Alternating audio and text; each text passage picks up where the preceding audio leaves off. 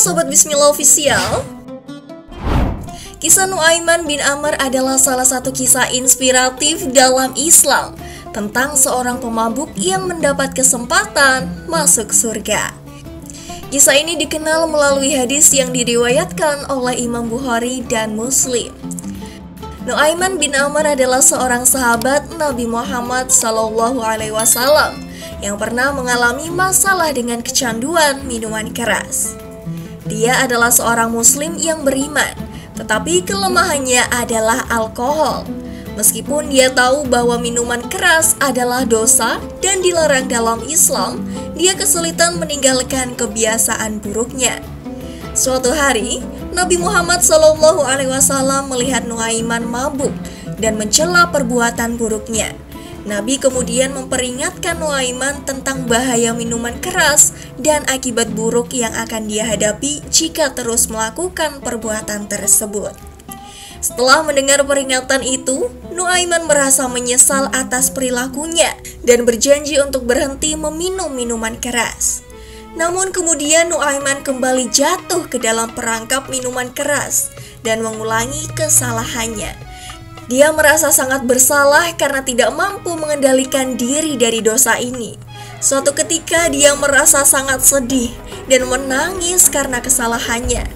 Dia mengunjungi Nabi Muhammad SAW dan dengan penuh penyesalan mengakui kelemahannya. Melihat kesungguhan Nuaiman dalam penyesalannya, Nabi Muhammad SAW memberikan nasihat dan pengertian yang lembut. Beliau menyampaikan bahwa Allah adalah Maha Pengampun dan Maha Penyayang.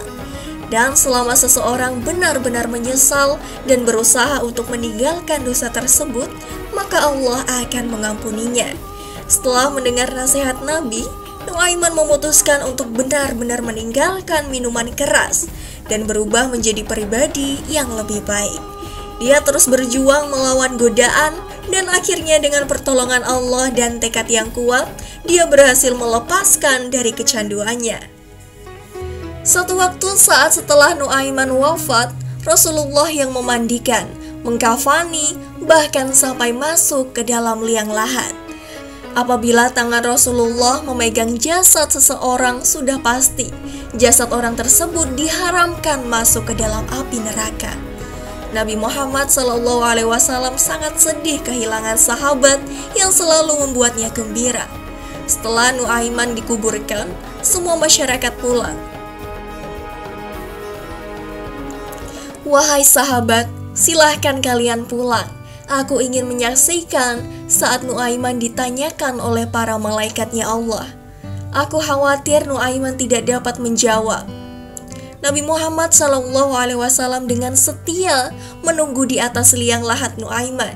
Ini merupakan salah satu mukjizat yang dimiliki oleh Nabi, di mana dapat mendengar mungkar dan nakir saat di mana ia mempertanyakan kepada ahli kubur.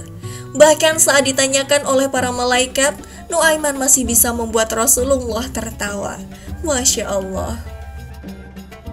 Jadi ada ikhwani, jangan kalian kira Rasulullah SAW itu hidup di satu masa sahabat-sahabatnya itu seperti ustadz-ustadz yang khusyuk, yang kayak Habib bin Anis ini banyak. Bahkan ikhwani, mungkin di akhir karena masa yang sudah habis, pernah suatu waktu Rasulullah SAW didatangi ashraf, delegasi dari beberapa negara yang ingin mengenal apa itu agama Islam. Sehingga mereka datang ke rumah Rasulullah SAW membawa unta, kendaraan yang ketika itu kendaraan yang paling mahal mereka miliki. Itu untanya yang paling mewah. Diikat di depan rumah Rasulullah SAW. Tamunya pun masuk, duduk bersama Rasulullah SAW. Di depan rumah Rasulullah SAW ada beberapa sahabat. Ada Sayyiduna Hamzah. Kalian tahu Sayyidina Hamzah adalah orang yang pemberani. Ada Sayyiduna Umar. Kalian tahu Sayyidina Umar adalah orang yang pemberani. Ada Sayyiduna Ali bin Abi Thalib. Ada Sayyiduna Sa'ad bin Abi Waqqas. 4 sahabat ini lagi nongkrong gitu depan rumahnya Rasulullah SAW, berjaga sebelum Allah Subhanahu wa taala turunkan ayat wallahu ya'simuka minan nas. Ketika mereka sedang asyik duduk, tiba-tiba Nuaiman datang. Ini Nuaiman kalau datang pasti bikin sesuatu yang aneh. Bahkan dikatakan tidaklah Rasulullah SAW dalam keadaan bersedih, kecuali Nuaiman datang Rasulullah akan tersenyum. Jadi sebagian sahabat itu senang kalau sudah Nuaiman datang, pasti Rasulullah bahagia. Setelah kematiannya, Nuaiman bin Amr dijuluki dengan sebutan Gulam ul Madayan, yang berarti pemuda yang terbebas dari minuman keras. Kisahnya menjadi inspirasi bagi banyak orang untuk mengubah kehidupan mereka, meraih taubat, dan berusaha menjadi lebih baik dalam menjalani perintah Allah. Kisah ini mengajarkan pentingnya taubat dan kemampuan Allah untuk mengampuni dosa-dosa seseorang jika mereka benar-benar menyesal dan berusaha berubah menjadi lebih baik.